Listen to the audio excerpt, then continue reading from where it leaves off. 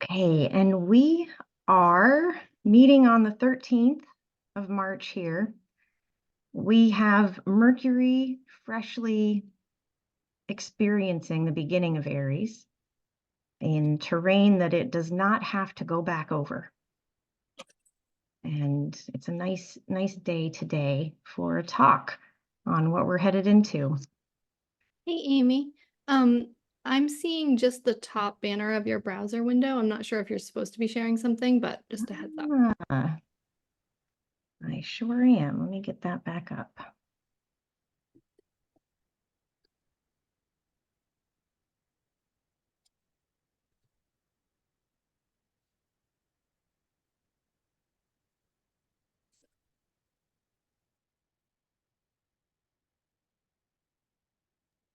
Looks good. All right. Thank you for that, Katie. Still there? Great. Yep. Okay. So we are going to be here today for a little bit for our presentation, and then we'll take a break and leave the room open for anyone who wants to put questions in the chat or hang out and stay to hear your answers. So be probably about an hour. Alex and I run a space, Consideration Before Judgment, which is a bit tongue-in-cheek of what we do when we consider charts. And this is coming out of that space. So if you enjoy this today, you should come on in. The water's great. We are here to talk about Mercury moving through Aries. And I'm going to be using some graphics that came from astroseek.com. Peter has a wonderful tool there where you can pull up an assortment of planetary cycles. And it's a great way to check in with not just what's happening now, but what dates it might be connected to and where in each sign you're going to have these moments. And I'm going to give you a bit of a orientation to the phase of Mercury and how we do synodic cycles. Guess we should introduce ourselves. Alex, we will never see you on camera. And that's true of the groups that we run. Anyone who wants to show up is encouraged to show up in whatever way they can, always, where we don't need cameras on and we don't need participation of a certain kind. We want to make it available to everyone. So these are some things that we will keep in mind. We're looking at a retrograde that lasts from April 1st to April 25th, from 27 degrees of Aries to 15. And the prime moment, the transition point, is always the inferior conjunction.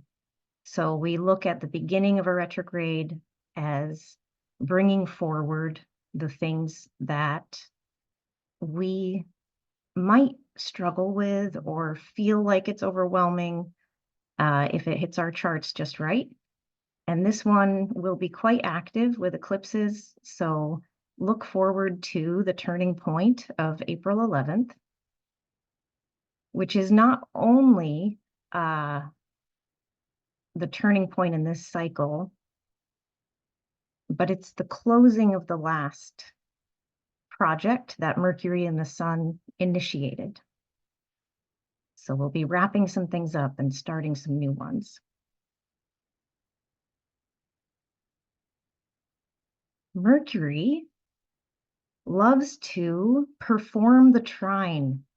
So if we look at the movement of Mercury through the chart, our conjunctions with the Sun will happen in the same element around the wheel. That goes for the superior conjunctions as well as the inferior ones.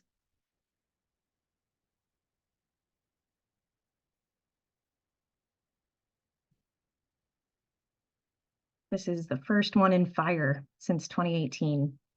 So if we want to look back and think, okay, what does a Mercury retrograde in Aries look like for me?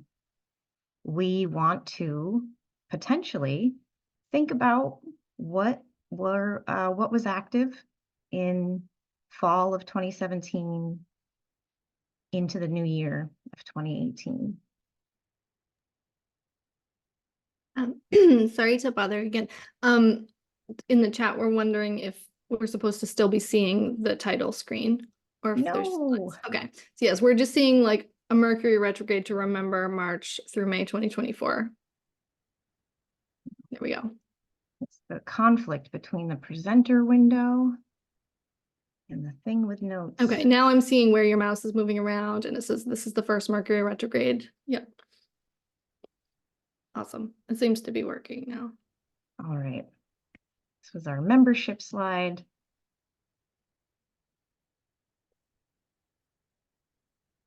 And when I'm talking about the span of time that we're looking at, we break it down into phase. So this slide is showing you that our prime turning point moment is April 11th.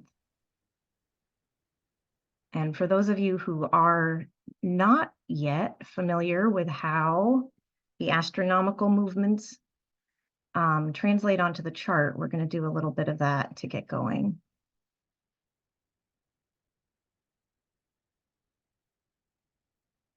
We have the planet Mercury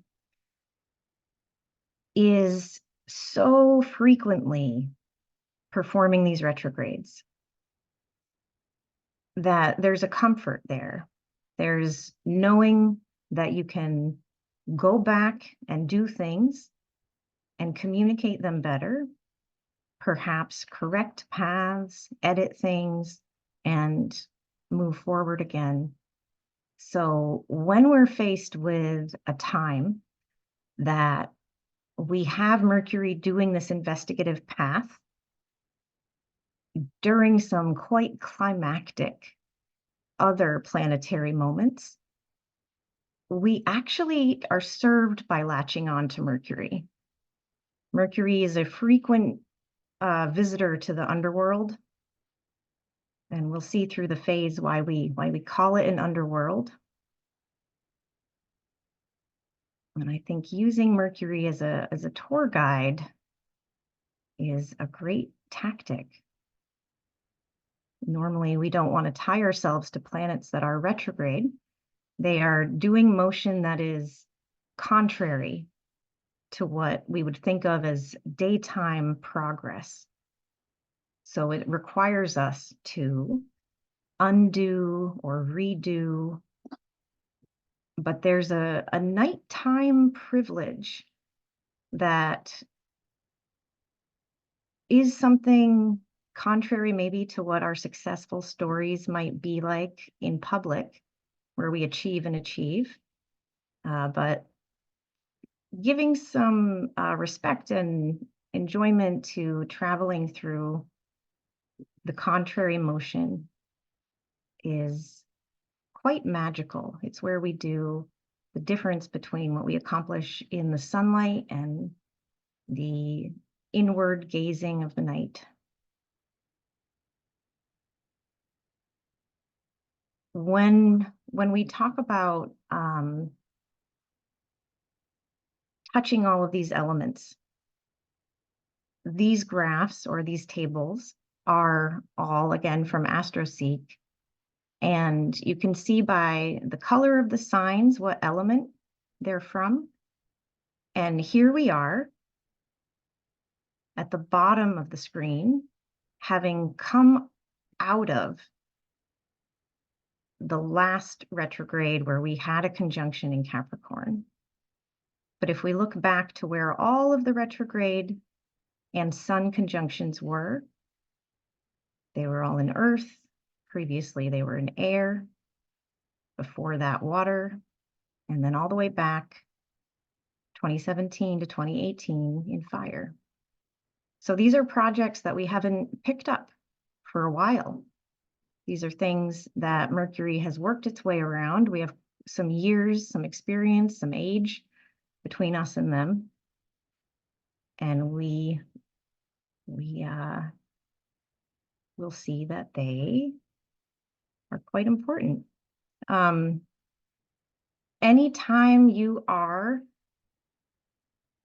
looking at a planet, we want to make sure that all you Virgo and Geminis, whether it's your rising sign or you have significant planets there, know that these are always moving you. These are always motions that are somewhat connected to your agency, the work of Mercury, and that in other charts, Mercury might be guiding topics that are off to the side, other parts of life.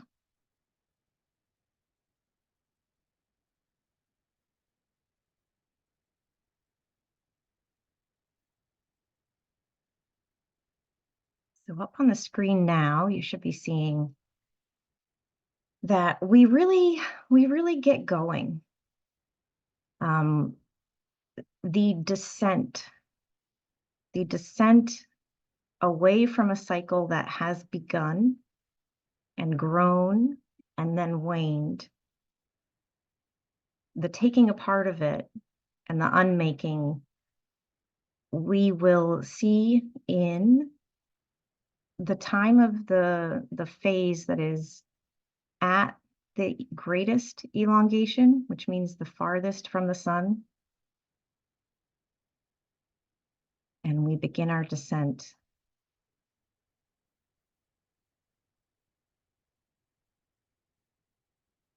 Once we cover some of these astronomical things, we are going to get into the archetype of Mercury and how it behaves in Aries, and specifically the 2 decans, the last 2 decans of Aries, where we're going to have this retrograde.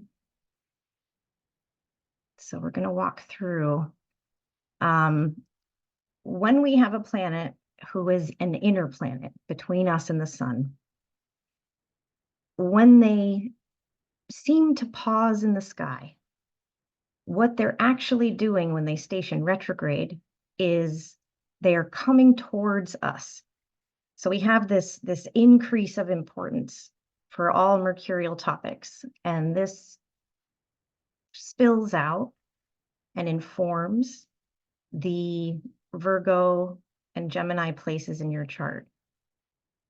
So when the retrograde, when we have a station, the sensation of intensity and, hey, look at this, nothing will happen if we don't deal with it, is the most intense for any part of the cycle. That initial retrograde station. And what's so neat is that this is a bit of an aged Mercury. We talked about how we started this cycle that's ending, and that was back in Capricorn in December. So Mercury has had some time to work on the project that it made with the sun last time, and it's a little tired. And we might feel that in our bodies and our minds. Mercury is always governing the transmission of ideas and words and calculations, and will certainly be expressing it in the life topics by sign. So sometimes picturing what we're actually showing on a chart is good to do. I drew this little arrow showing Mercury's motion. It is always moving around the sun in the same direction, of course. But when we are looking at the wheel through our perspective on Earth, and we're looking out at the sun, we see that Mercury's movement around the sun actually creates a backtracking on the wheel. So normal astrological progression when we're looking at the planet's movement through the heavens is to always go counterclockwise. So we're always moving counterclockwise around the wheel. And we're usually seeing that arc around the sun.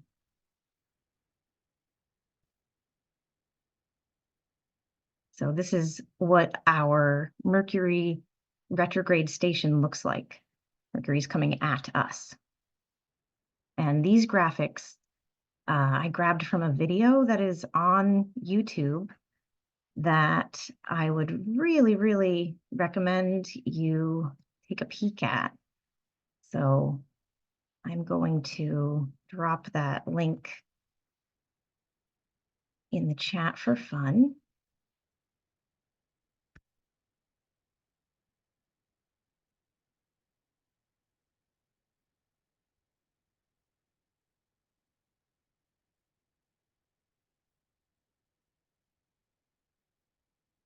When we get to April 4th, Mercury is about to disappear from the sky.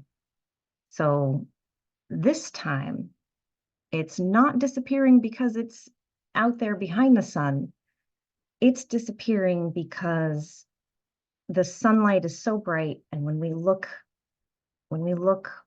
at the sun, and Mercury has come retrograde enough close to us that we can start to feel its impact, it's also impossible to see it. The sun is overpowering. So what it looks like from our perspective on Earth is that every night, Mercury is closer and closer to the sunset. And it's fast, it's increasing in speed, it's plummeting into the west. And in the west, we have the association of dying, that the cycle is ending. So when morning arises in the east, that's the fresh start of life. And when we see that Mercury every day is closer and closer to the sunset, that's where we get the sense of it going into the underworld, that it is going to go end its cycle. And it disappears for a while. And we experience our retrograde. And eventually it comes back up. So fresh and new.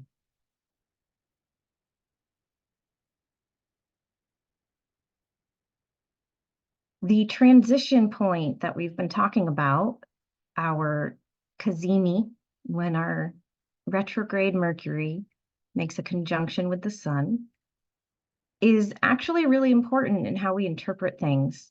This is where the old cycle has come to an end and the new one, the new project begins. So the flavor of what we're doing and how Mercury and in the retrograde can impact us, it gets a change. We'll be working in the other transits that we're seeing this spring shortly here, but just know that once we get to April 11th, you'll want to put that date down. You'll want to record what you know about what's going on for you, especially if you can match it to your chart. What is beginning in Aries? What house is that for you?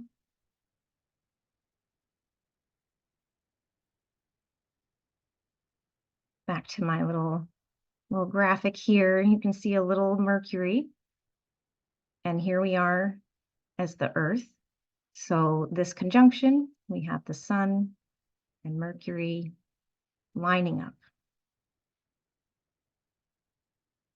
These spokes that you're seeing track the visual line between the Earth and Mercury. So as the rotations happen, we have a focused concentration on these points where there is a longer time that Mercury is spending in one spot on the wheel. The way that this is made, I believe it's the superior conjunctions that you're seeing forming these spokes, but you can still see the shape of the trine and still see the shape of why we hit each element, and we are done with Earth. We're done digging up and treating the Earth parts of our chart. So when Mercury is doing reinvestigating and reworking in Earth signs, it's often super, super tangible. We have the sense of rearranging real stuff or attending to living and growing things that we can touch, things of matter. When we are investigating in fire signs, which is beginning now, the things that we are putting out there are far more in the realm of action and ideas. And this is a cardinal sign, Aries. So we're doubly beginning. Every conjunction with the sun is a beginning of a sort, and cardinal signs do like to spark and ignite. So there's a new story here that Mercury's telling. When the sun moves over into Taurus, that's the same day that, or shortly after that, Mercury gets enough distance to appear. And we have this sense of Mercury being reborn into life. So the energetic capacity of our Gemini risings and Virgo risings should increase. And the functionality where we can actually see the things that we've been doing start to appear happens.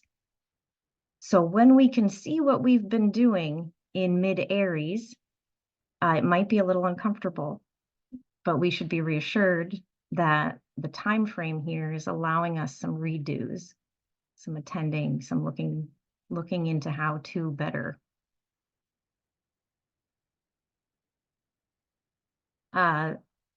When we get to April 25th, we have Mercury stationing direct.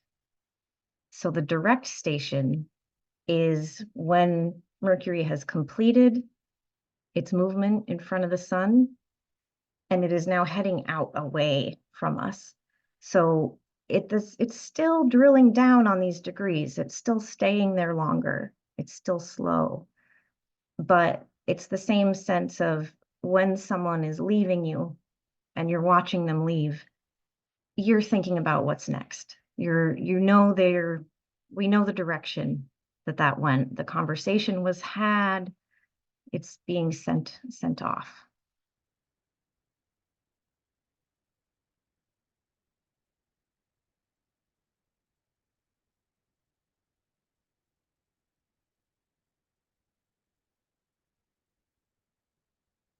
So this is showing that moment. And if you're picturing this the way that I've put it, our astrology wheel is what's moving with us around the sun, right? So we see from a different perspective when Earth looks at the sun, here's Mercury heading away. And we know that our planet motion is usually doing this counterclockwise movement around the wheel. So we see that begin to resume. You can see how Mercury will start moving forward again.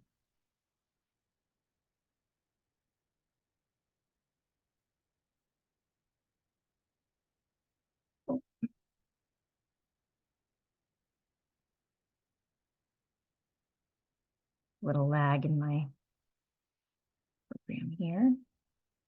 Okay. The morning phase of Mercury, when it has as much distance as it's going to get from the sun, actually begins a long period of Mercury coasting and resuming normal speed. This is where we are still retracing the degrees that we sometimes refer to as the shadow, the retrograde, the spaces we get to do over. So we are executing the things that we came to knowledge of at our direct station. and Mercury has some freedom of thought. This can be a difference of opinion from the sun. This can be not reinforcing the solar agenda, but it's getting its bearings and it's going to behave as it does in regular fashion. So that's it for our astronomical piece. The specifics of the dates will come back again a couple times, but I think we need to talk about Mercury in Aries. So I'm going to introduce Alex now.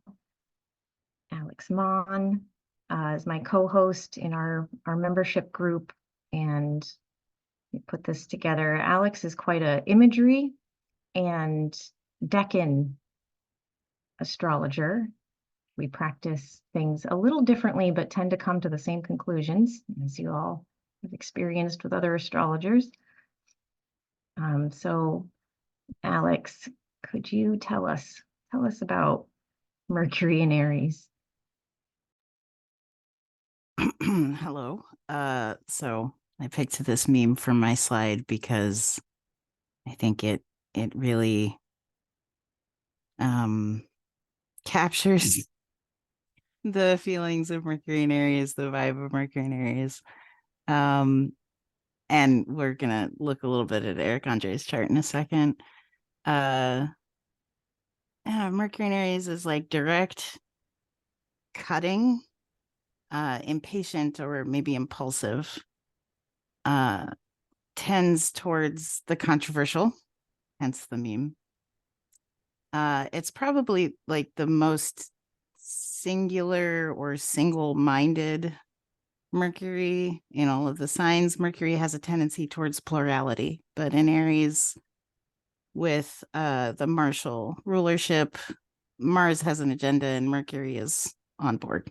So there's a focus, but it's not necessarily sustained because of the cardinal. I'm glad people like the meme. Yeah, it can be, and it can also be it's very attention getting, right? A Mercury in Aries can get the attention of when it's functioning well, get the attention of the people that they want to communicate to. And those communications will be brash, and if truthful, still maybe too on the nose, maybe a truth that's hard to hear. These are the kinds of things we find with Mercury in Aries.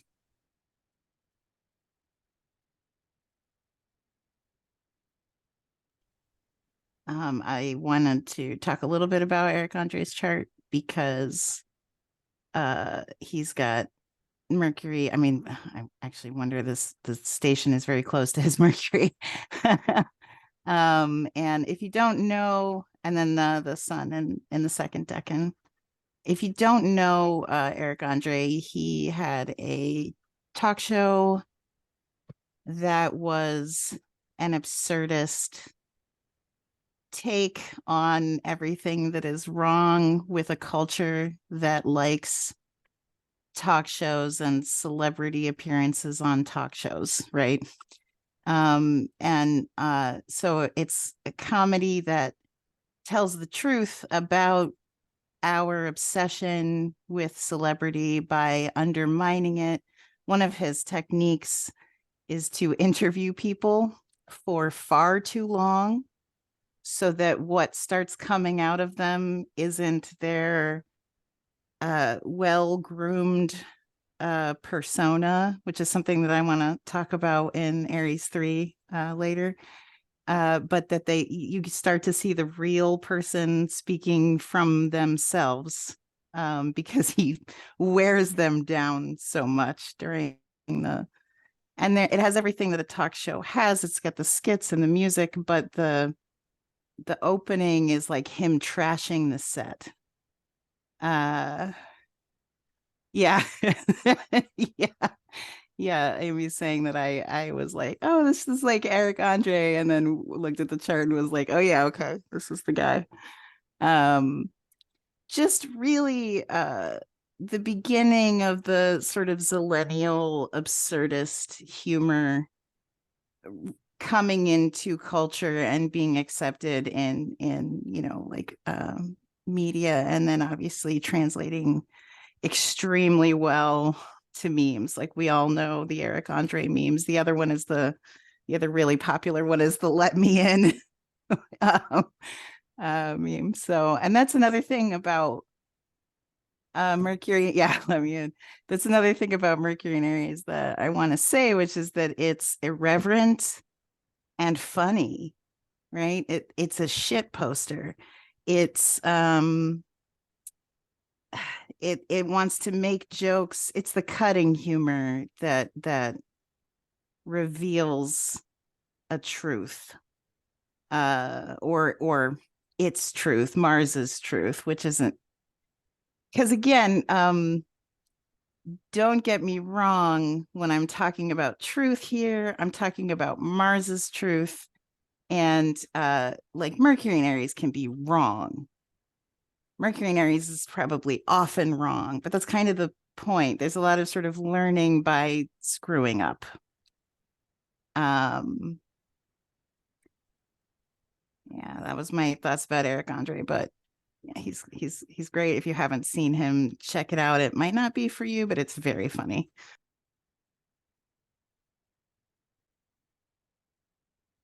All right, so oh, what's going on with the graphic?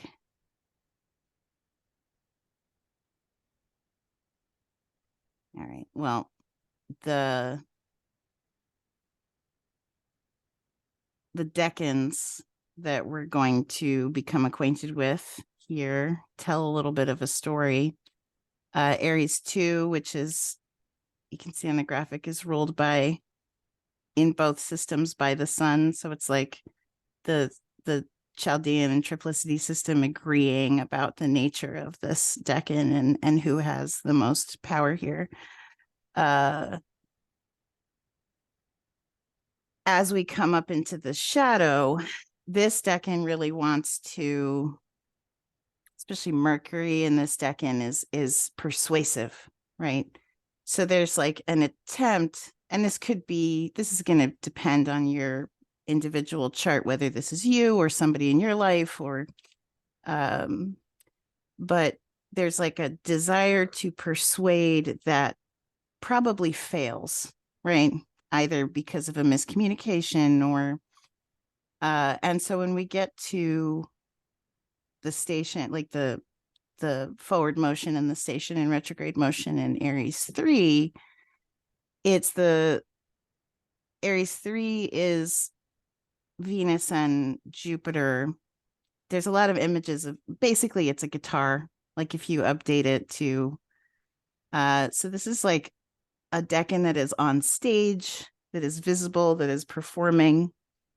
So the review here is like, how do I need to change my performance to be able to persuade appropriately, right? To be able to actually get people on my side in this argument or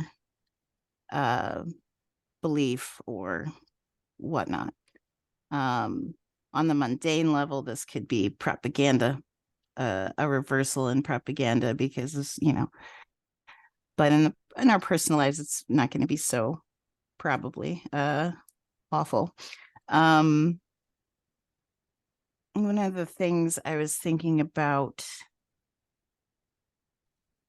with this is that an Aries 2 Mercury has a very particular or idiosyncratic way of speaking. So something here is about, the story here is about like trying to communicate something that is not, Mercury is trying to communicate something that is not easy to hear and or ordinary and has to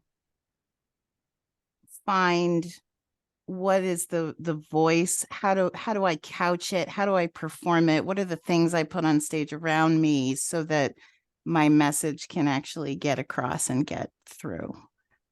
And so the return to the second decan is like, what am I really trying to say here, right? So that when we get back to the third decan in the forward motion, we've got our setup, we've got our stage, we've got our guitar. It's like Bo Burnham a little bit, right? And we're going to be able to like, I keep going back to comedians for Mercury and Aries. So the you know, having clarity about what you want to say, but I think more than that, having clarity about how to say it in a way that other people can hear it or are willing to hear it or want to be on board or are laughing and understanding it, right? So it seems to be like I mean, obviously can get more specific if we get rising signs and charts, but just generally the story is about that. Yeah, and remembering that sometimes you might be on the receiving end of this. So hearing communications that don't sit quite right, or you're not sure if that was a joke or not, or maybe they should modify how they approached you. We're going to feel those vibes with or without all of the transits and the movements that are happening this spring. So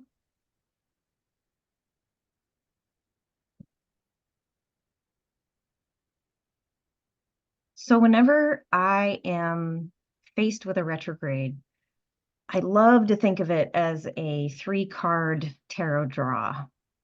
We get our initial pass, we call the shadow of the retrograde. And in this case, it's March 19th to March 24th. And we are offered the original. We're offered, how does it come out the first time? And so much of what we're doing now with Mercury in the first part of Aries is just about hacking the path to get there. And there's some forgiveness here. So when you're faced with the first card in a spread, you're offered, what is it? What am I dealing with? When we get to the retrograde phase, April 1st to 25th, that's when we can be like, what isn't working? What's not being received?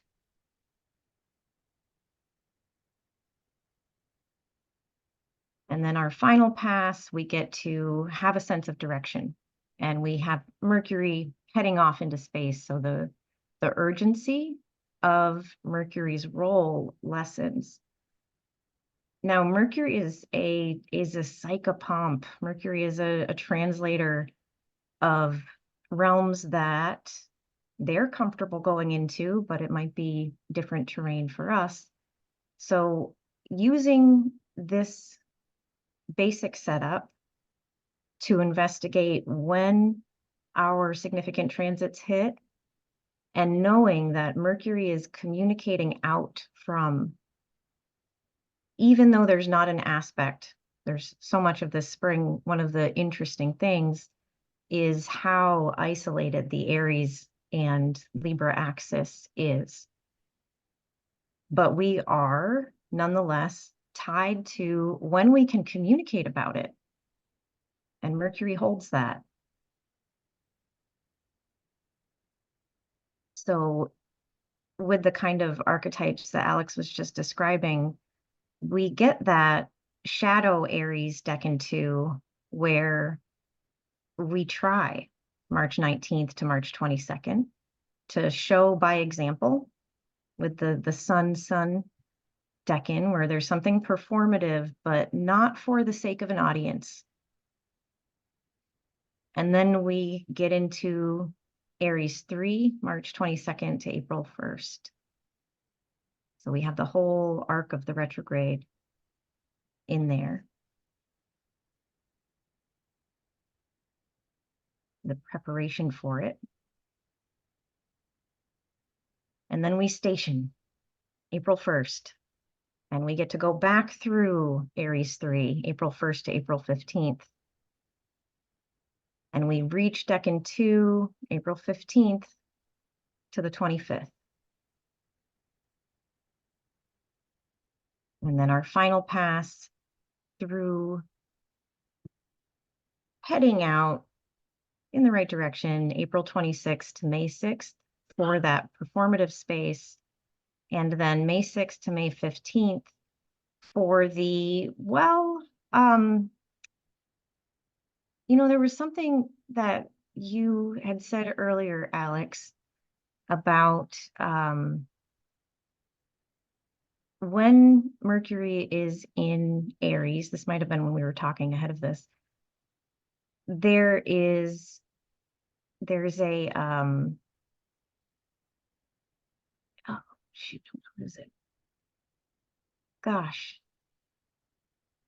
The thing where you have to show that you can do it. And then you get into Aries Decan 3 and it's all Jupiter and Venus. We'll talk more about bounds and terms. I can talk about that. Yeah.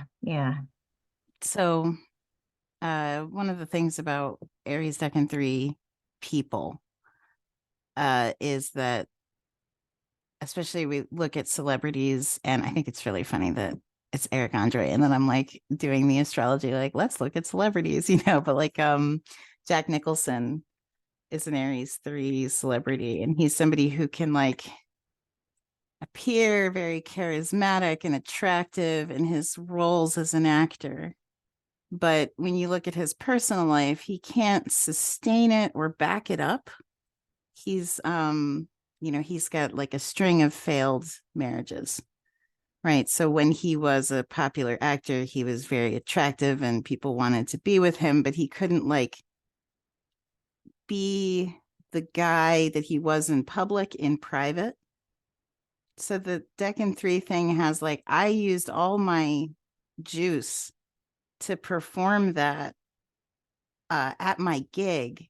And now I've come home and I don't want to have to perform that for you. I don't have the energy to continue performing it all the time.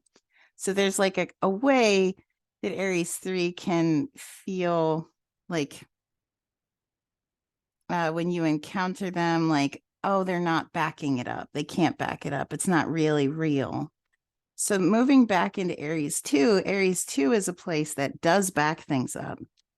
That the whole vibe with the double sun rulership is like leading by example. I did this, so you can do it too. And it's a little bit different than like the Leo leadership, which it just persuades differently. It's more like, follow me or don't. I don't really care if you do, but it'd be kind of dumb for you not to, right? So moving into the third decan and then back to the second decan and coming back to the third decan with what the second decan has is a little bit of like a backing up, showing receipts that you did not have when you first spouted off about something, or right, like having you being Mercury here, because it's, again, it might be you, it might also be somebody else in your life, depending on your rising sign and whatnot. So yeah, the like the ability to show your work is in Aries 2 more than it is in Aries 3. So I think that's part of what we're going to be doing when we go back through Aries 2 is showing the work, backing it up. I can do this. Let me show you. And Aries 2 is it's show, not tell, in that way. So it's like leading through example.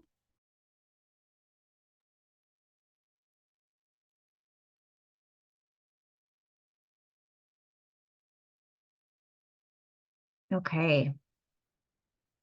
So that's Mercury in isolation in Aries, right? We're going to go phase change by phase change and just hit the most significant transit that's happening and put it into this framing. So the first, the place that we are in now is spanning between when Mercury became visible as an evening star after its conjunction on the other side of the sun and came around, and then we could see it in the evening when it began its long, long, long descent into the sunset. And the greatest elongation on March 24th. So right now we have Mercury still in an accelerating sort of willingness to think independently space in Aries. So we don't have the backup yet, is kind of what the vibe is. When we get to March 21st, we are still in this. We're still in this arc of, I can do it. I'm just going to do it. Or I can just say the things. And we encounter Venus conjoining Saturn in Pisces. Because this is so close to the moment where, kind of like when a rubber band has its farthest reach and then it has to come back again, a planet at the greatest elongation, it reaches the extent of what it can do in its independent form. So Mercury, through Venus and Saturn coming to the close of their story and starting another one that they agree on in Pisces, we see Mercury start their descent. So our way of communicating out the brave things we're trying to say and do and calculate in Aries feels the weight of the Venus and Saturn. And this is regardless of aspects. This is a whole life. So this will move us. In our groups, one of the things we love to do is track where we came from with each of these cycles, what happened before. So just as an example, we won't do this with all of them, the Venus-Saturn storyline, their last conjunction was in Aquarius back in January of 2023.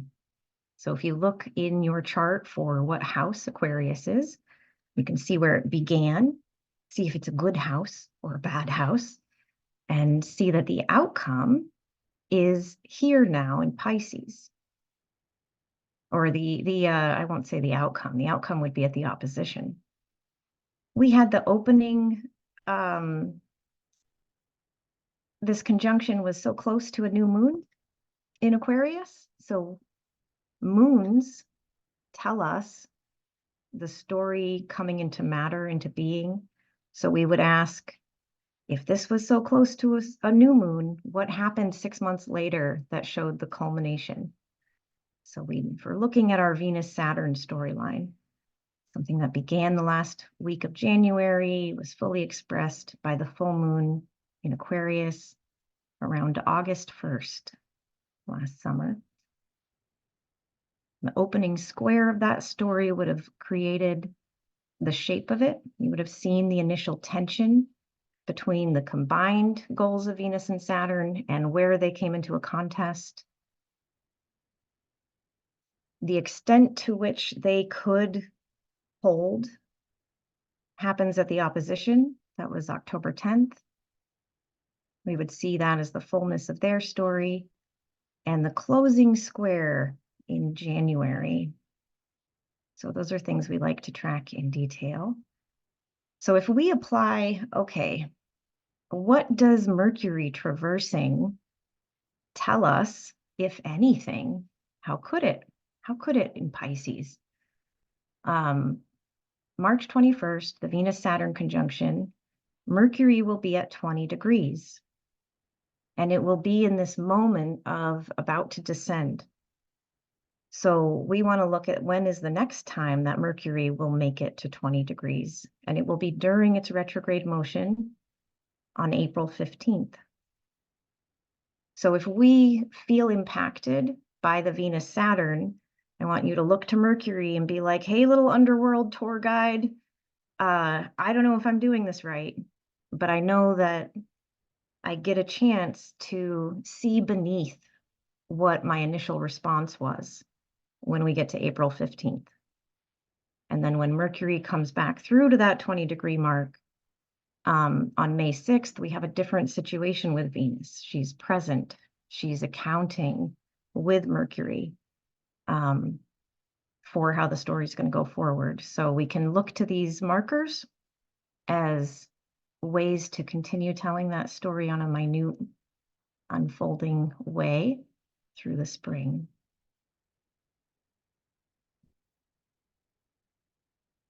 Right after we reach this point of greatest elongation, now we want to look at the space between that and when we actually station retrograde.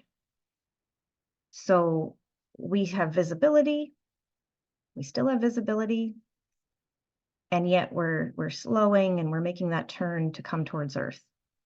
And we get a lunar eclipse in Libra. And Mercury is certainly implicated. It's in the sign of Aries.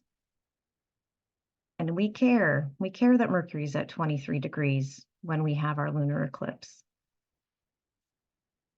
Everything that Venus and Saturn have brought us, all those things, they're both feeding Libra, the terrain of Libra, and they are greatly, greatly swelling the spaces of Taurus and Pisces. So the things that are counter to what Mercury is doing independently are filled, the terrain of it is filled with what we encounter with Venus and Saturn. Does that make sense? So I'm going to want to watch that 23-degree mark and when Mercury comes back to that in the same kind of unfolding way. But eclipses are different creatures. They have their own timing. So in our Mercury walk that we are going to be doing, we are not just going to stick with Mercury the whole time. We're going to let them show us what we need to talk to. So if this is clearly, we all want to wrestle with our eclipses. Alex and I are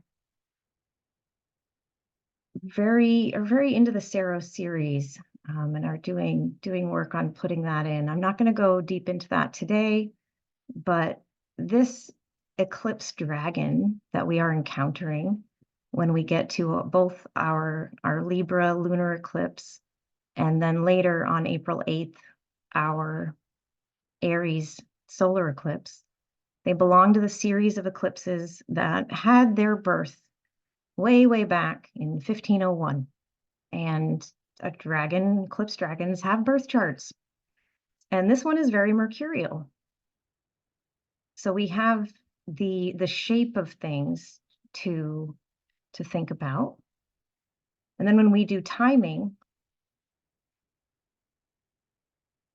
if we start all the way on the right of the screen, our lunar eclipse in Libra, that's happening on March 25th, is the culmination 6 months later of the seed that was planted at the solar eclipse in Libra, October 14th.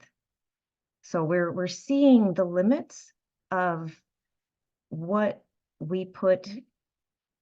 fate threw our way, what kind of switchy changes we had. And this will be so impactful, mostly resonating with our cardinal rising signs. This whole talk on Mercury, probably loudest for our cardinal rising signs, with our Virgo and Gemini always carrying too. But the themes that come in, the themes from the other houses are big ones. So we're all wrapped up in it.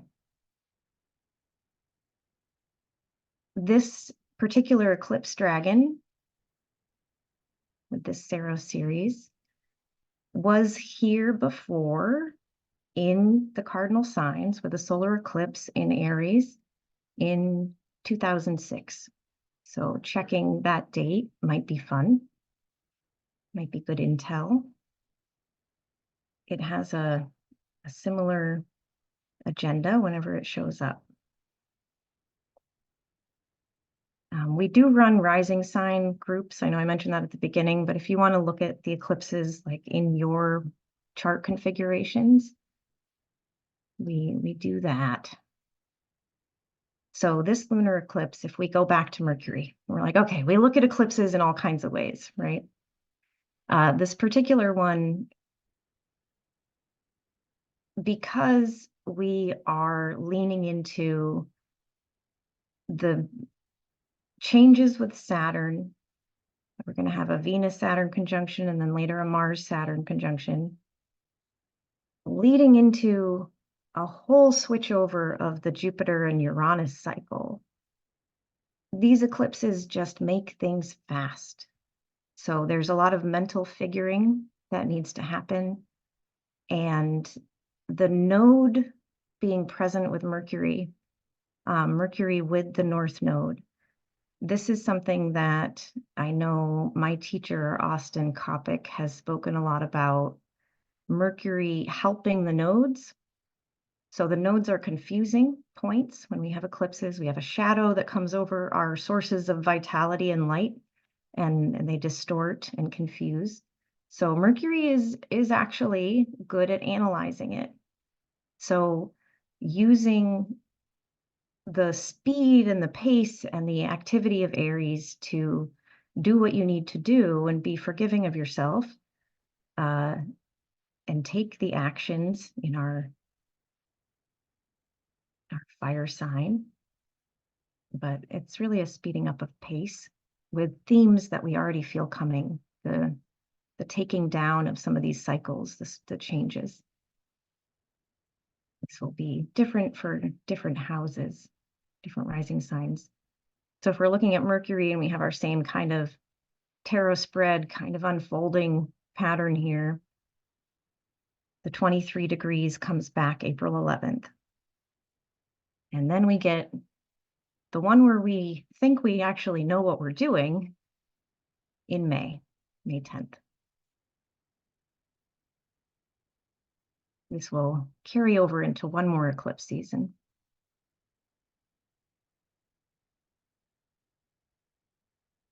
So when we station retrograde, and then we see ourselves moving into the evening setting, we can still see Mercury in the evening.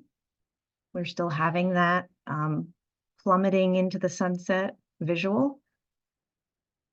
And we get Venus into Aries. So Venus moving out of a place where she is exalted, but potentially confused with Neptune. It takes our relational everything, how we do relationship with the things that we enjoy and the people in our lives and what we think about how it should be, and makes it subsumed in a collective kind of soupy land of fairy roads and tunnels. So desirous at the end of Pisces, so desperate sometimes, because of the decan configuration there, like we just need things. And Venus comes out of the fog into here's the stuff happening in Aries. So this is a fall in dignity for her. So we see this moment of, oh, we're turning into this retrograde phase for Mercury, and Venus doesn't feel as good about things, doesn't feel as luxurious. And the hopefulness of Venus-Neptune is we maybe start to see some changes there. So I'm looking at the time and I'm realizing that I'm definitely not going to be done in the container of an hour. This is being recorded and I am just strewing it about. So I'll be sending it to my list and anyone who signed up here today too. So feel free to stick around if you can, and otherwise follow up with us later.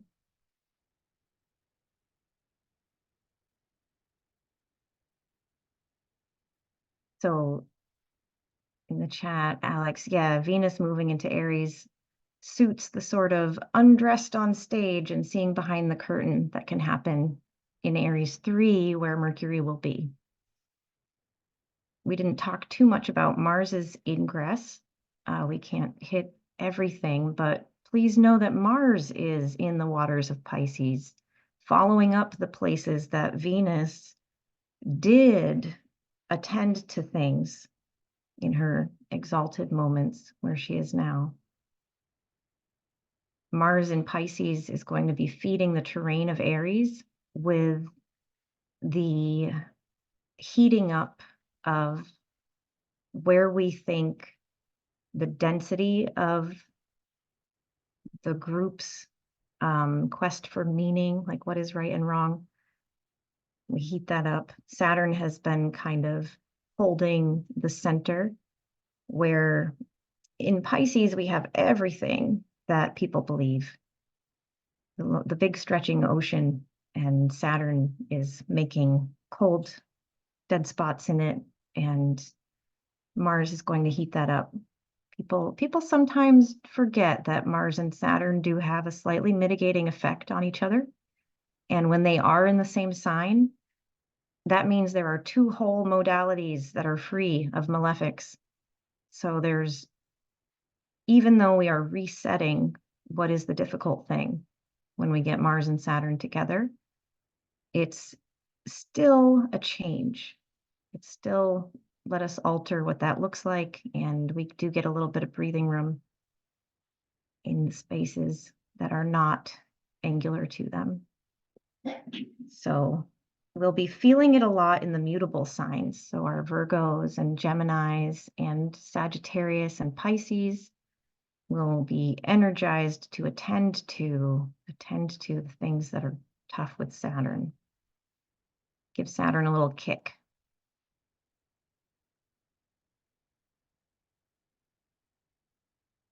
When we are in the space where we can't see Mercury and we have not yet reached that conjunction with the sun, that's when we get our solar eclipse, April 8th. So Mercury's down there. So when we followed Venus through her retrograde paces last summer, the steps that she takes in her descent take longer and have a more like gate by gate by gate quality. Mercury is this regular zippy visitor coming back and forth. So the fact that Mercury's down there in the shadow, when we get the shadow in the sky, I think it might be quite insightful.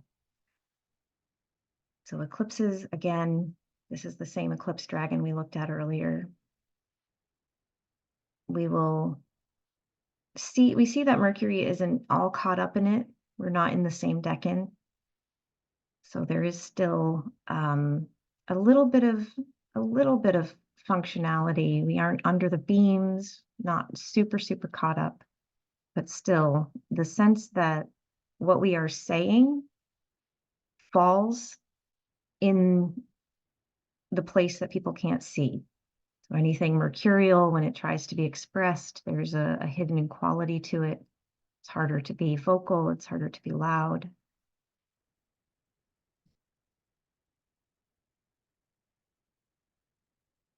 And in that space, we also get our Mars-Saturn conjunction on April 10th.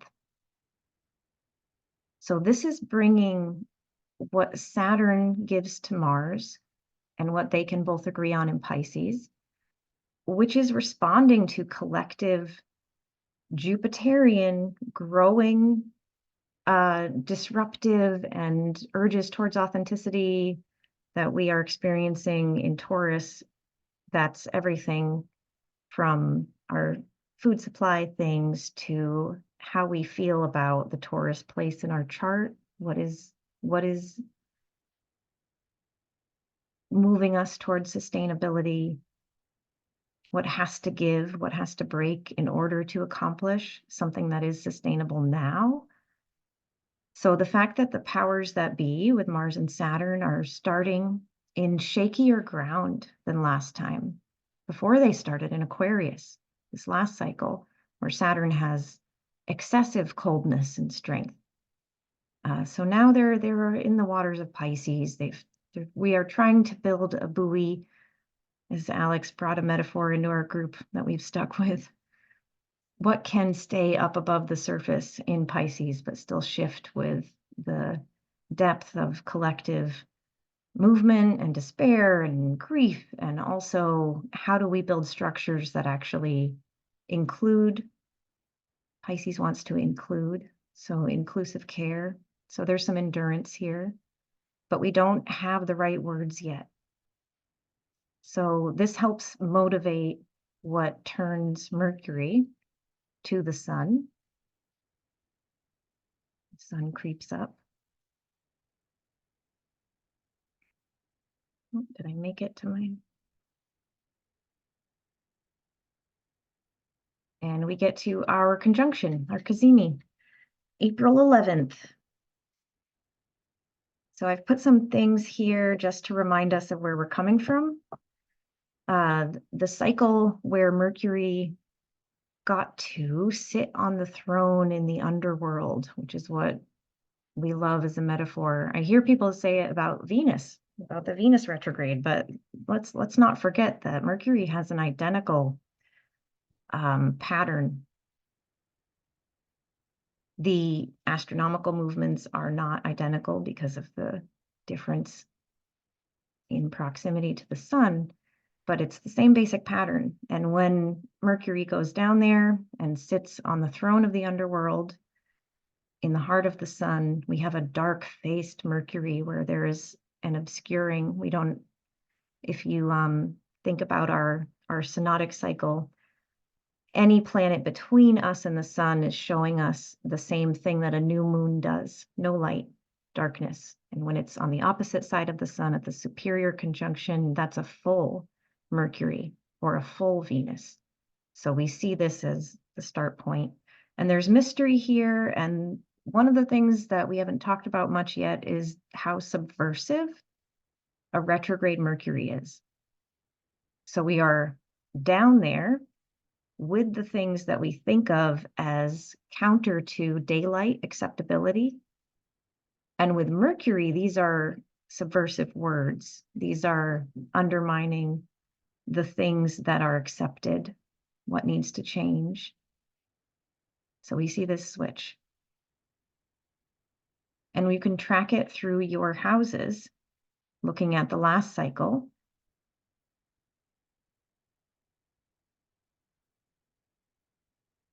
So the one that's closing would have had a start in Capricorn and then reached its culminating superior conjunction in Pisces. And now we see the descent and the winding down and the restart in Aries. So with your own charts, you can look at what this house is, what project you started, how far you got with it,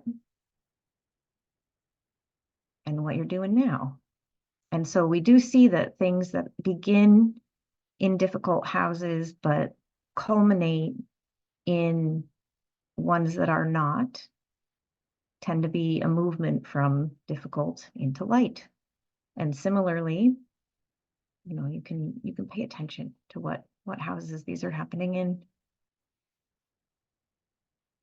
The one we're beginning here in Aries is going to culminate in Gemini.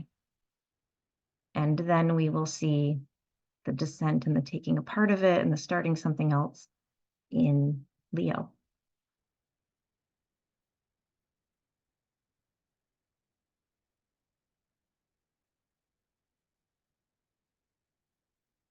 Pushing through here.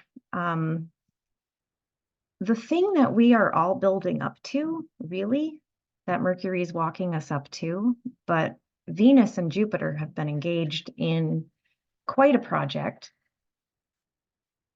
that leads to the Jupiter-Uranus conjunction at 21 degrees of Taurus on April 20th. And this is the moment that in readings and when we try to do planning, there's so much that is provisional until we get to the other side of this conjunction, especially when we have our world builder, Saturn, who builds worlds with Jupiter. Like, we need them both to make reality. They are so dependent. Saturn and Mars are both in Pisces, dependent on Jupiter to resource them with what it is that they are trying to create, a synthesis of felt collective feeling around what kind of structures, what's going to work. So this is a bubble popping moment for many things. And we see that Mercury and Venus have reached their cohesion. So whenever Mercury and Venus get together, not only are the words that we say easier to hear, and here we are, we're talking about the second decan of Aries and being able to say something that people can hear better. And we see testimony that that is the case. We see Venus there giving Mercury palatability. Venus herself might not be stoked about it, but Mercury really is. And this is the mouthpiece. This is the announcing that we get that leads us to what will probably be a moment of cultural change. So Mercury has led us all the way through. This is during the phase where we can see Mercury again. And when Mercury emerges with the sunrise, ahead of the sunrise, Venus prefers the evening, to be an evening rising star. Mercury, although technically neutral, seems to perform a bit better in the morning when it's fresh, like many of us. So we get a Mercury with a little more energy and the support of Venus before we reach the end of our retrograde on the 25th. And that is it. So in our membership group, which you can find a couple different ways, I think the easiest one is to go to my website, which is www.amygreensastrology.com. I'll also drop our link in the chat. We are going to be following this exact journey, but really taking the side roads. There are support spaces where we have time to talk about what stories we find with our dates, and an astrology student corner is always open for extra questions. So that's what I'm promoting today. Thank you everyone for being here. Think about some it's in the chat. Okay.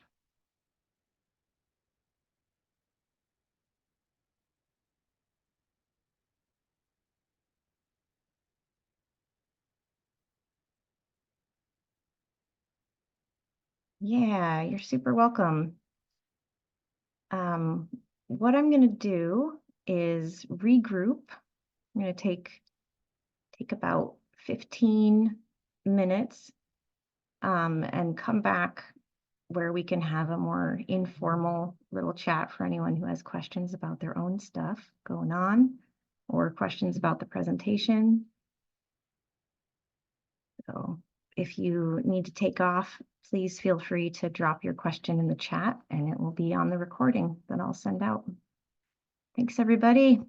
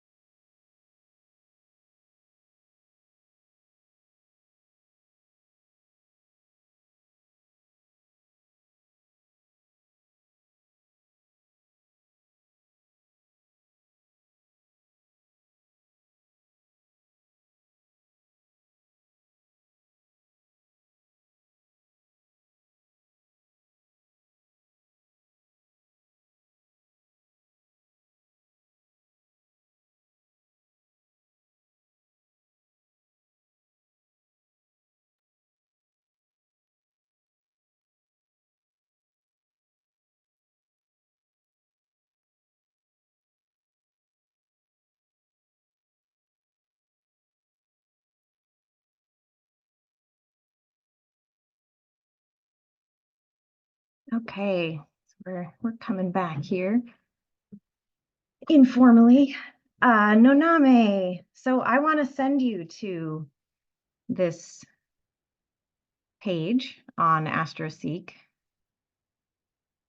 And the way that you get there is to go to astroseek.com and go to our Astro Tools and Planetary Cycles. So the question is there a range of degrees for when it typically is officially retrograde, as far as how far ahead of the inferior conjunction that happens? So we look to the Mercury synodic cycle, and we can select, I like looking at 3 cycles. You can start it from the inferior or the superior conjunction. And we can see. So when we, oh, here we are starting at the inferior. We should have started at superior conjunction. Will it bring us to February? Yes. So we can see that the retrograde begins at 27 degrees. And then we lose visibility really quickly after. And that's typical. So if we look at the next one, we see after the superior conjunction that we descend into the retrograde. And here we have 22 degrees of Sagittarius that the retrograde begins, and then we lose visibility 4 days later at 20 degrees. So it's always within a couple. It's not much. Okay, Animir. Astrologers can't seem to agree on the beginning of the synodic cycle of interior planets. Some say it's superior because it's direct, others retrograde because it's closer to us. There doesn't seem to be a cohesive rationale as to which one makes more sense.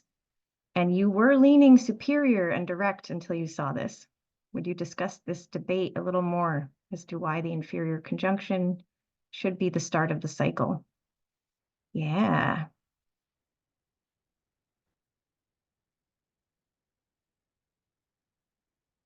So for me, the myth that we have of Inanna, like our Mesopotamian, way back when, translated form of the story of the Venus retrograde, there's such a clarity that there is a death and a rebirth. And we know that a descent to the west is in our astrological rationale present quite often. We'll see the 7th house referred to as the moment of the ending. So we begin our life, we have our rising sign in the east, the start of things, our embodiment, our beginning, and we move through the heavens and then we descend. So I really, yeah, Inanna, I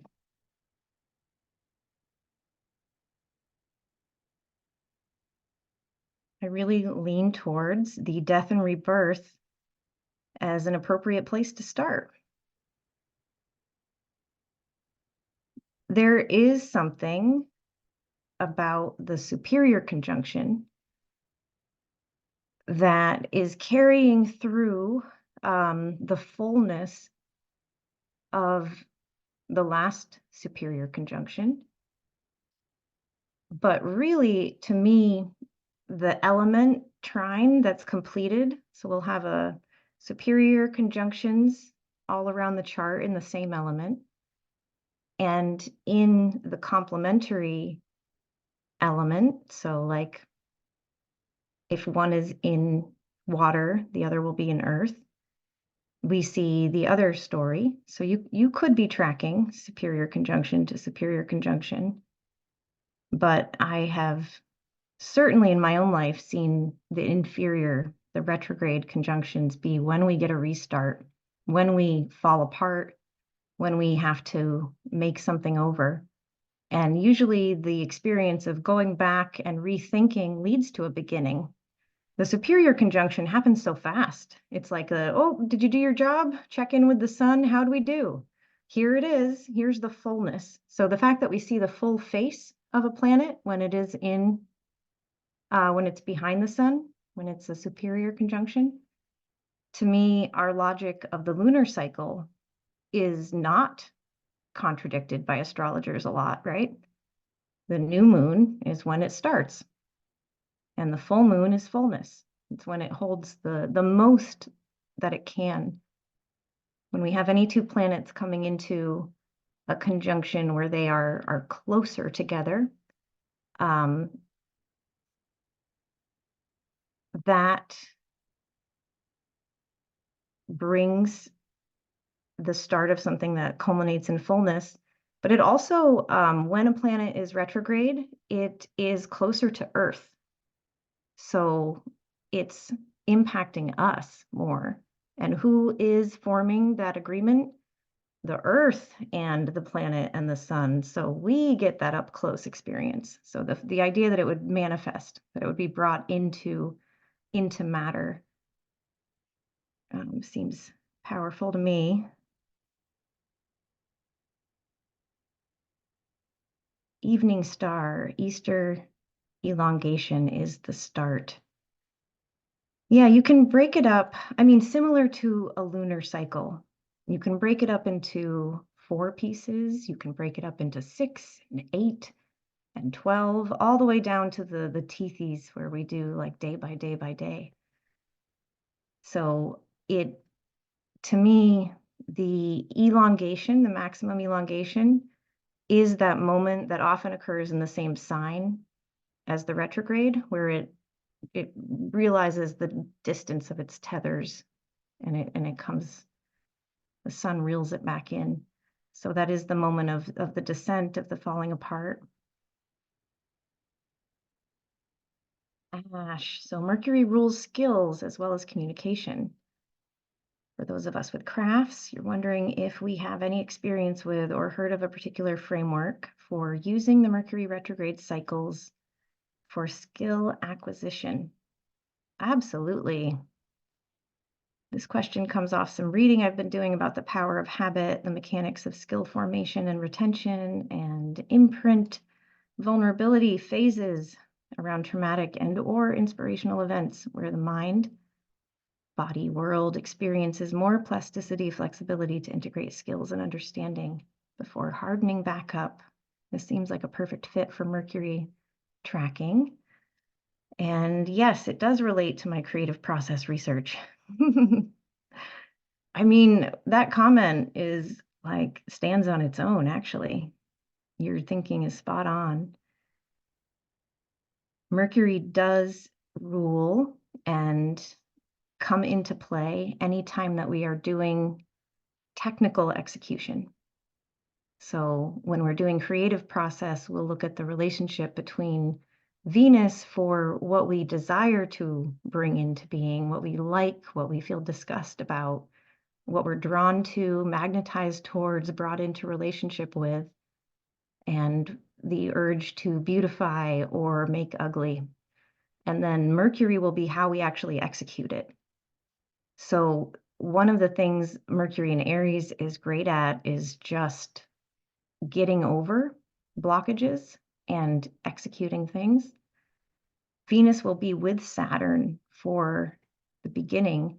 So we will have that sense maybe of wrestling with our blockages and then finding Mercury free more so to just practice skills in a way where we're making something that doesn't have to stay, something that's more in the line of crafting. Yeah. So Animir, back to does it start at the retrograde conjunction? yes, comparing it to Venus and tracking it has led me to this conclusion. The retrograde is the new moon. And Ankuda, how can we use the Mercury cycle to track optimum periods for writing? Ooh, a few different ways.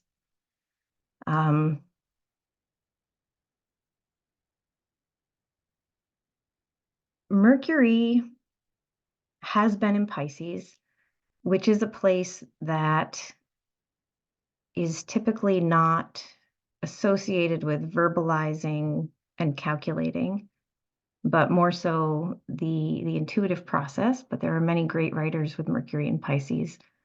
So any kind of natal Mercury can write, right?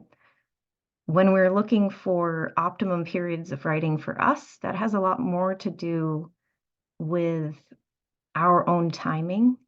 So I love, love, love looking at the decades and bringing the periods of time where Mercury and Venus are talking to each other and sharing rulership. So if you're in a Mercury year and you have a Venus transit through that house, if you are looking at any of your favorite timing methods, and you can see conversations happening between Mercury and Venus, those are great. It depends what kind of writing you're doing. The Mercury cycle would tell us that a morning phase Mercury that is not afflicted by malefics, so not receiving an opposition or a square from malefics, would be the one who finds it easiest to bring its skills about. There's something about the heat and the freshness of a young Mercury where it'll try a lot and put things out. That is a little equivalent to what we think of for when we have Mercury in a fire or air sign, where we feel the heat of it. There's something hot about a fresh Mercury. But when it brings itself into, I think I've found myself leaning towards the phase where Mercury has visibility, but has regained normal speed, average speed, where it's not super close to a retrograde, and it's not yet at its zoom behind the sun, which is similar to a lunar phase, right? We love a waxing moon. So I think of Mercury, who has not yet arrived at the superior conjunction, as a waxing Mercury. And that has energy and potential. Any thoughts on that from elsewhere, Alex?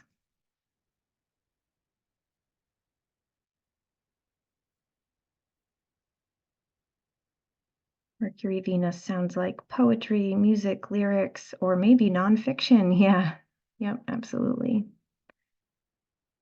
Okay, Katie. I know a Gemini sun, Virgo rising, who's hoping to buy land in April or May. Seems like a very fraught time. Should he wait till after the retrograde? Well, buying land is quite a change for some people. I'm thinking of a Taurus rising whose experience with this Uranus in Taurus was that previously they were traveling. They were traveling people, and they did not settle down, and that was just totally not who they were. And when Uranus transited their ascendant, they were able to buy a place and settled down and got very Taurian, growing gardens and all that. And that was their Uranus transit. It's like, so it's something that is different, that disrupts your normal. So if the idea of buying land is something that is a change for them, Yeah, very much so. He's It's been almost like the saving. process is well described by a retrograde, where you first put in a bid and then there's a response. So there's actually, Alex, you were just talking a little bit about how this is a good retrograde for a negotiation. Is there anything? Yeah, because of the decans involved, and because of like the sort of single-mindedness of a Mars ruled Mercury, particularly in like a diurnal sign, that like the back and forth, the like make an offer, it's rejected. So this would depend on rising. I was thinking about like, if you are Mercury, it looks like this, but if you're not, if it's your boss, you might be negotiating for a better salary, or it could be or rather your boss is trying to negotiate you into a worse position, right? Or it could be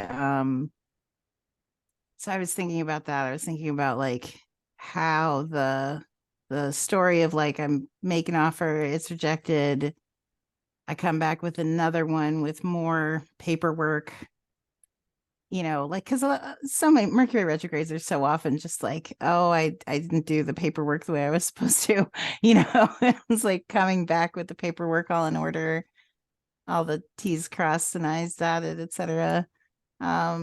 Could be an eighth house version of this, or yeah. Yeah, exactly. So then, and like, usually you don't want to sign a contract when Mercury is retrograde. You want to wait until at least the direct station.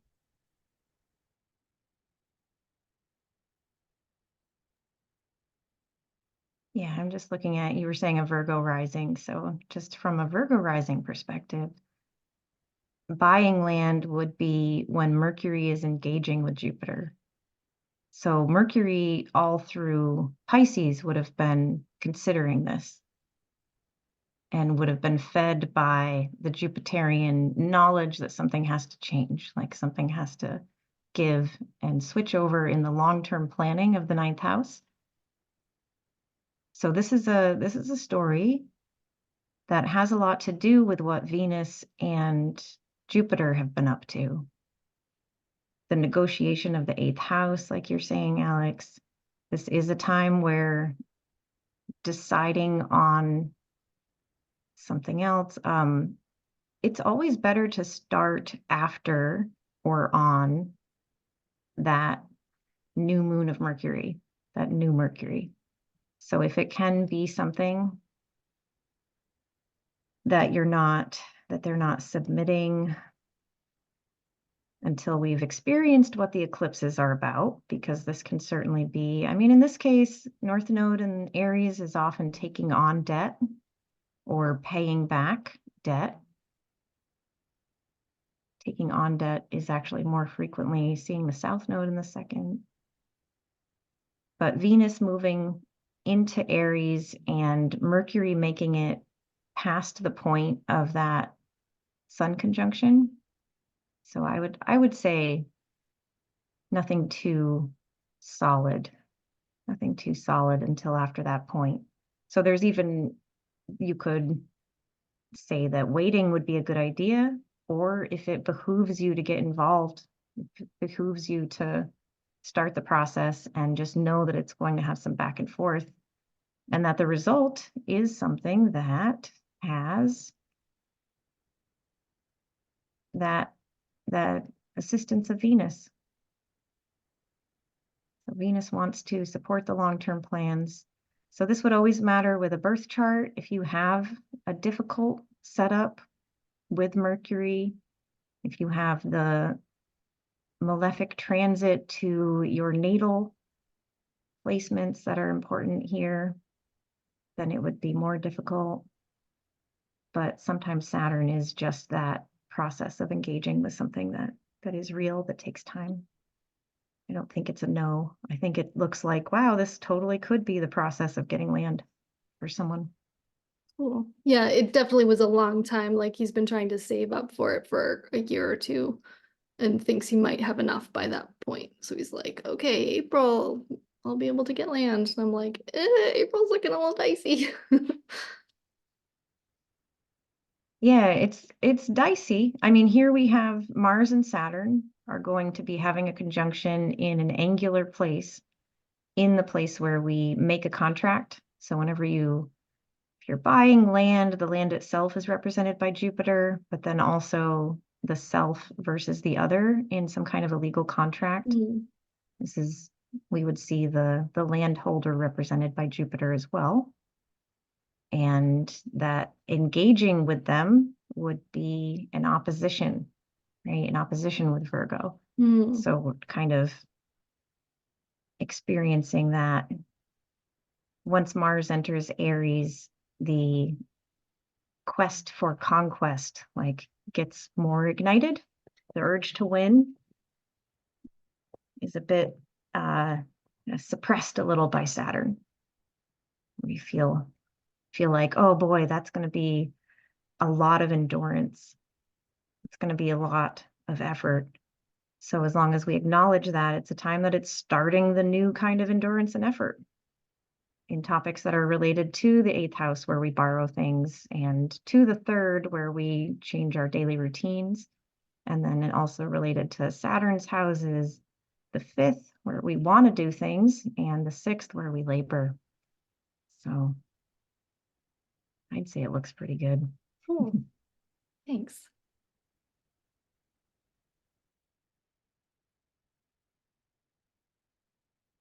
Camilla, maybe, perhaps negotiating a good salary and a new job, which might come up in April. One of the things that happens a lot is that we see intense astrology in the sky and we think, oh, it's not a time to do things, when really it's a reflection of a time that we are doing things. So the as above, so below thing is more to let us know that, oh, we will be busy, we will be impacted, we will be exerting. And if we know the shape of that already, some of the looking back at dates can help us get a sense of what the shape of that is, especially with the Venus Saturn conjunction. And then the same thing can be done with the Mars Saturn conjunction. So we could do that in a group real soon. So starting a negotiation on Mercury retrograde is not a bad idea, but committing, it's better direct. Yeah, starting at the Cazimi or after the Cazimi means that it gets to live into the next cycle. When we start things as the Mercury cycle is dying, is ending, is reaching its point where it's going to turn over, we're kind of committing that thing to die with it. So it's like why we don't want to start things on a waning moon that has no light, where we're like, oh, in a birth chart, that's a really excellent skill. Like you can have a sense of how to end things and what the wind up of a project would be like and what should be planted next. But in contract or negotiation, we're committing it to the end of the cycle. So if we wait, Mercury doesn't have to be visible yet. It just has to be planting the seed for the next round. Yeah. Yeah, you're welcome. Well, this was fun. This was fun. Do we have a small enough group. Anyone who wants to talk on mic is welcome. I don't know that it's astrologically quite relevant, but I think this is really interesting that all of this kicks off on the equinox also. Yeah, when the sun ingresses into Aries, this is our mundane astrology chart for 6 months. If it weren't a cardinal sign, it would be the whole year, but you know how we can't sustain. I am a cardinal rising, so I can make those jokes. So it is. We're having the start of the astrological new year alongside all of these things.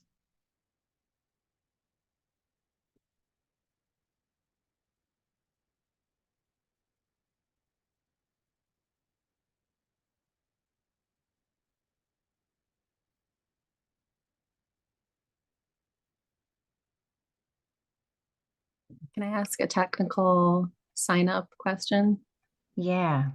So, which tiers do we have to be signed up for to participate in the Mercury? Okay.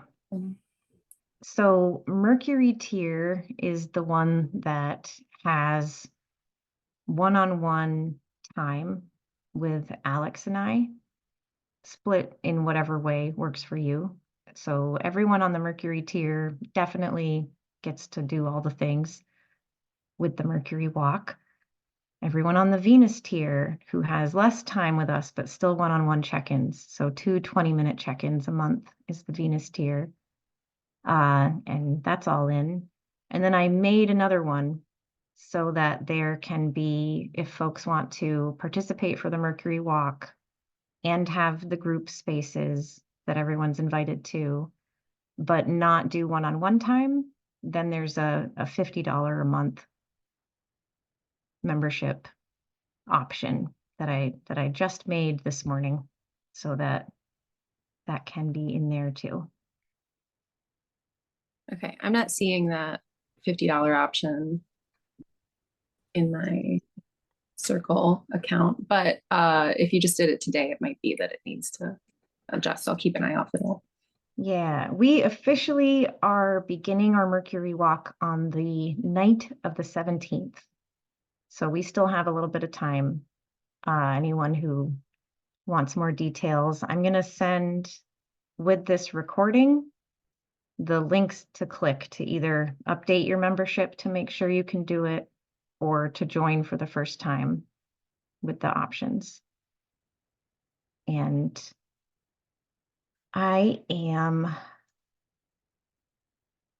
trying to make sure that we can do live time that works for people's schedules. So I know that asking you to sign up and then submit when it works is silly, because if it doesn't, then why would you? So my survey idea is not as functional as it was with the Venus group. The Venus group closed. So we opened the doors and then it was a closed group for 3 months. This one is going to be more porous. As you need it, feel free to join. All the materials will be there from what happened before. But for right now, we just have our group meetings that are already scheduled for our rising sign groups and our Astro Corner. And I will be adding some evening and early morning times that we're going to devote to our Mercury technicalities.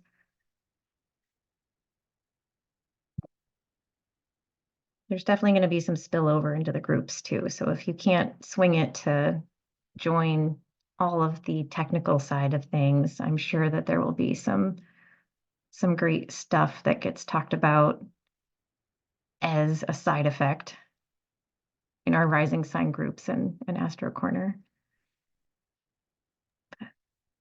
In our Venus group, we also looked at our natal Venuses, where it was in our specific cycle. Will we do that Yeah. also in the Mercury? Yeah, we're going to learn so much about our own Mercuries.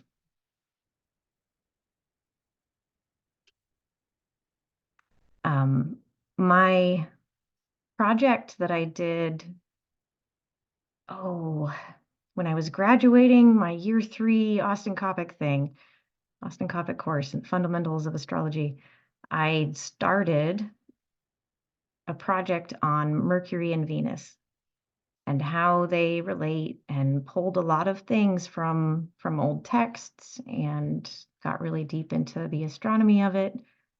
And I got to fully express that through the Venus group. So now I'm really excited to bring it to the Mercury side of things. there's almost too much. There's almost too much to do, but we'll get through it.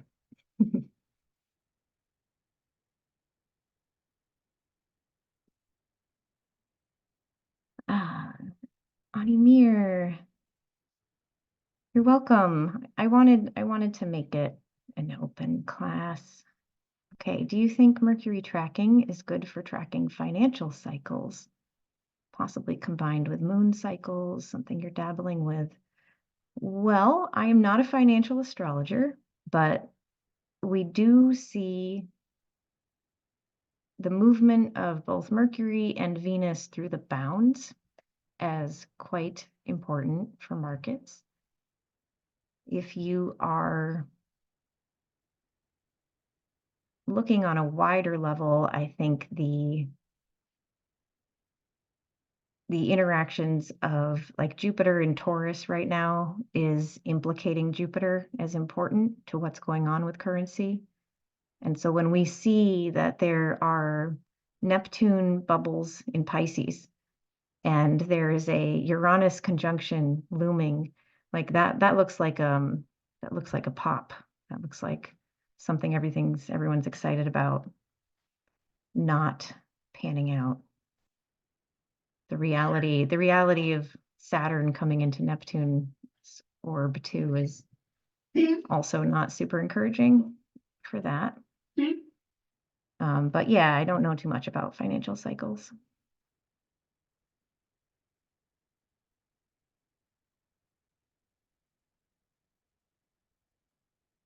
All right, I'm gonna wrap this up. Thanks so much for coming up today, and I hope that we see many more of you over in our group spaces or on the FOA forum. All right. You all have a good one. I hope you feel a little bit more prepared. Thank you.